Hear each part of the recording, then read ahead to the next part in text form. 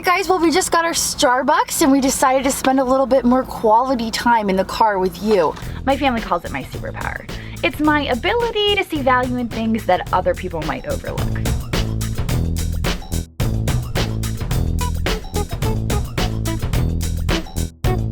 Sometimes I go picking with my boyfriend, sometimes it's my best friend Sue, and sometimes it's my kids. But at the end of the day, it's all about having fun and hopefully just maybe making a profit. Oh, now it's filming. Okay, that's all I had to do. Okay, so we gotta like balance it without the expensive camera falling. All right, that's pretty good. Okay, you're here. Good. We're both here. I'm kind of here. All right. Got the fancy camera today.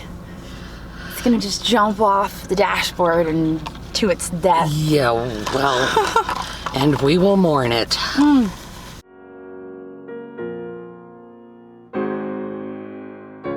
There were a couple of things that had come up in comments recently, and we were hoping to address it. And let's start with appraisals. Ooh, appraisals. We don't do appraisals. The reason we don't do appraisals is because one decent appraisal in a field that we know backwards and forwards is probably going to take 3 hours minimum. It really does. Even if there's absolutely no looking anything up, just taking something, making a full documentation of the item, writing it up, and giving you something you can actually work with. 3 hours. So as you can see, we just don't have time. And much as we love to hear from folks saying, well, you know, you can take your things here, there, somewhere else, we are not endorsing any appraisal service, period. Anything you might see in the comments, do not make the mistake of thinking that we are behind that. We are not, because we don't really believe in appraisals. This is true. We think you can do this yourself.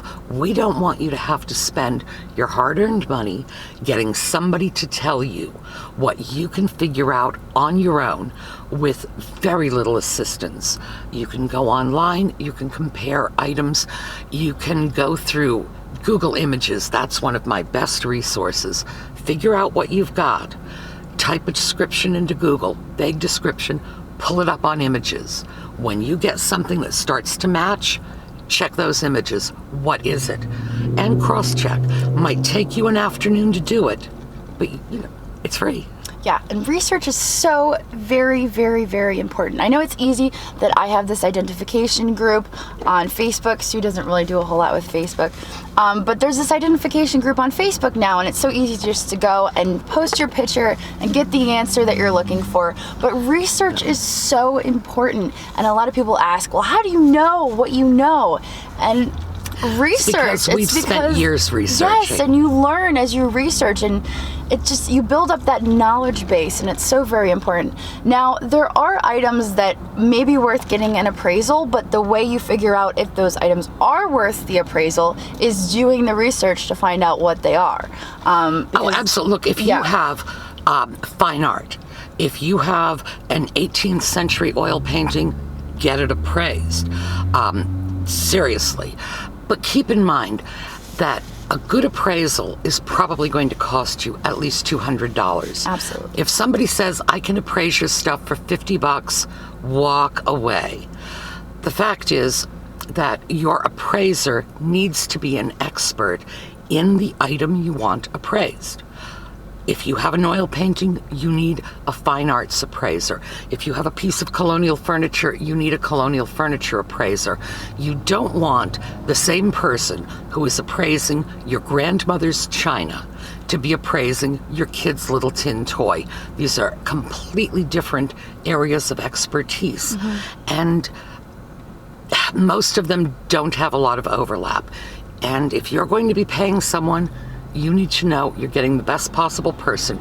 You need to make sure they're qualified, that they are licensed and certified with all of the appraisal associations, et cetera, et cetera.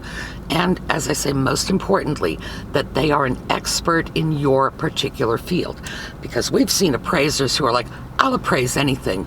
No, you won't. Or if you do, you're not going to do a good job of it. That's when you start to look at the whole jack of all trades, master of none concept. This is why we don't get into it. Text message. Oh, okay. I was wondering whose phone that was. If you're going to spend that kind of money, you need to be getting your money's worth. Absolutely. So we don't do it. Any notes you might see in comments, we are just absolutely disavowing that, because we're not referring anyone anywhere where someone's charging money. Now, where we will tell you to go is contact your local university. If you've got art, contact the art department. They can do a lot in terms of helping you find a good appraiser in your area. They might even be able to do it themselves, because these are people with doctorates in the field. And in general, they don't appraise for a living. They might be able to do it. They might be able to find you someone else who could. No, when it comes to spending money, we are against it. We're trying to show you how to do things on the cheap, not how to go off and spend your hard-earned money when you don't need to. Absolutely. You know, if you've got $200 extra, come on Goodwill thrifting with us. We'll make you rich. Yes. And we do get a lot of requests for identification and for appraisal. I mean, I get like, I don't know, 20 plus a day through Etsy and Facebook, and I've talked about this before. It is just absolutely overwhelming, and I try to put the information out there that I have such a high volume of these requests that I can't respond to them all. And I'm not an expert in everything, as much as I tell everyone that I am, and I like to believe that. I really can't respond to all of them. And it becomes overwhelming sometimes, so. All right, so that's our appraisal. Oh, Jocelyn's hair. Oh. Take a look at Jocelyn's hair. Personally, I'm in love with this. This is what had to be hidden for Texas, and not because of Texans. We weren't very specific about that last time. Had nothing to do with Texans. Nothing to do with Texans, It just had to do with one of the people that she was working with, who is coincidentally Texan. Yes. We don't hold her. We don't hold the state responsible. No, it's very conservative, and I had to be more conservative. It had nothing to do with. We were discussing that earlier. We like Texans, and even if we didn't, we wouldn't say so, because you have more guns than we do, and we are very polite to heavily armed people. We have very strong survival instincts. Absolutely. So what she said. You're Texan, you got guns, you're our best friend. Don't forget that. And while I'm on the Texans, Australians. Yes, I threw out some fun Australian facts a couple of weeks ago, and somebody actually said that my comment was moronic and I should check my facts. Oh. Well, of course, my comment was 100% accurate. Yes, everything in Australia wants to kill you. That's an exaggeration. But I actually had the facts at the tip of my fingers about poisonous snakes and spiders in Australia. And the reason why is when Steve Irwin spoke, I listened. So very, very wise man. I know. I wept when he died. I did. I just wept. What a loss. Okay, off that. Fun Australia fact for the day, because now it's a thing. Did you know that the United States does not have the largest average housing size? We don't. We're number 2 behind Australia. Really? They have over 2,000 square feet per housing unit on average. Our average housing unit is about 1,960 something. They are in fact 7% larger than we are. Really? On the other hand, I will say in defense of my own country, we have a lower housing density, which means there are fewer people living in that space. Australians have bigger houses, but they are accommodating more people. And more things that can kill you while you're sleeping in the little nooks. God, and they're sneaking up on you too, aren't they? Vents. You're going to scare the crap out of me. You really are. I'm going to have nightmares about this. Yeah. It's true. So, true story. yes. But I believe most of what they're counting are people and not spiders and snakes. And at 1,900 square feet, that is like twice the size of the average housing unit in Great Britain. And I think 5 times the size of the average housing unit in Hong Kong. So we are number 2. That's a fun. I'm going to use that. Oh, please. In one of our videos, I'm just going to be like, hey, by the way, Australia, guess what? And it's going to be all our new subscribers who never watched this video, and they're just going to be minds blown. And I'm going to claim it as my own. And I'm going to be like, guess what, guys? Well, you know those Queen Anne houses that we absolutely love? Yeah. I remember that one, the red one with the white icicles, and it's just like so gorgeous, but it's the wrong color. Okay, what we know is Queen Anne houses in America, which most of us are familiar with because of the Painted Ladies in San Francisco, is actually Queen Anne Revival. That was popular around the turn of the century. Real Queen Anne, which was popular in the late 1700s in England, not in the United States. In the late 1700s, we didn't have squat. We certainly didn't have fine architecture. In England, that's real Queen Anne. We call that federal. In Australia, their version of Queen Anne, which is around the turn of the century, these gorgeous little, they look like little frosted cupcakes. They're just so pretty. You just want to eat them up, but you wouldn't dare. That's like Federation. Gingerbread houses. Oh, yeah. Gingerbread houses. Gingerbread houses. Gorgeous. The most gorgeous Queen Anne houses are not Queen Anne at all. They are Federation from Australia. It's just, look it up sometime. I'm going to have to. I want one of those so badly. And I really do want a wombat, but I know that they are endangered, so please, thank you, our Australian viewers. I take back what I said. Please do not pack up a wombat for me. I want one desperately, but I don't want to take on a protected species. Dingoes, however, by the way, are not a protected species. And I would love a dingo. Just stick one of those little puppies in a box. And I think there was a Seinfeld episode about that. Yes, there was. It was wrong because dingoes really did eat Lindy Chamberlain's baby. I mean, yes, so there you go. Yes. No, they've done, oh my God, I remember the whole thing about that. I remember the matinee jacket and she was wearing a little matinee jacket. And, really, a matinee jacket? Forgot. No one has worn a matinee jacket since my grandmother was a girl. But yes. Oh my God. Okay. Dingoes really did eat Lindy Chamberlain's baby. I want one anyway. Just Australian stick it in a viewers, box if you can and stick send it in a box. it. Tasmanian devil. We're gonna get a P.O. box just for Sue. Even more than I want. Really? A Tasmanian. Oh, You know that neighbor of mine across the street that doesn't like Hannah? Yes. Imagine what they'd make of a Tasmanian devil on a leash. I see where you're going with It's like, here's my new pet. Yeah. Say hi. Yes. Yeah. Yes. So, yes, I love it. I see where we could go with this. Yes. This could be good. Oh my Might God. have to start a new channel just for this. Oh, but dingoes have short hair. Andrew might be able to tolerate it. Oh, yeah. Yeah. Maybe send 2. That would be All right, great. 2. Yes. 2. I'm thinking 2. We get a One pair. for you, one for me. You. Your kids need your kids need a Tasmanian devil, but they need a dingo. They need a wombat. Oh, did you know wombats? Their wombat crap is in the shape of a little cube like dice. I had no idea. That just does not seem normal to me. But yeah. So now we've discussed wombat poo. Okay. I think we're off on a tangent. Yes. I think this video just took a turn I never expected, but I like where it went. Well, so I guess now we've sucked up to Texas, which we need to do because they've got guns. that was important. Yes. We've thrown in a whole bunch of Australian facts for the day. That was important too. And we've made our bid for Please Send Us Dingoes. Yes, and the appraisal, which was the point of the video. The appraisal. The point of the video and everything else that needed to go with it was covered. Yes. Oh, and we had some questions about steampunk because we were doing a steampunk lamp. Very quickly, and I'm going to have to condense this down.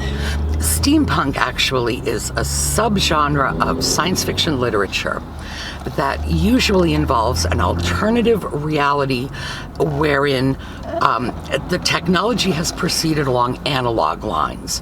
So a modern computer would look like Charles Babbage's analytic engine, with all the gears and the clocks and clockwork and all the rest of that. Okay, hold Charles Babbage. He's thought. Now steampunk has sort of become more referring to the aesthetic.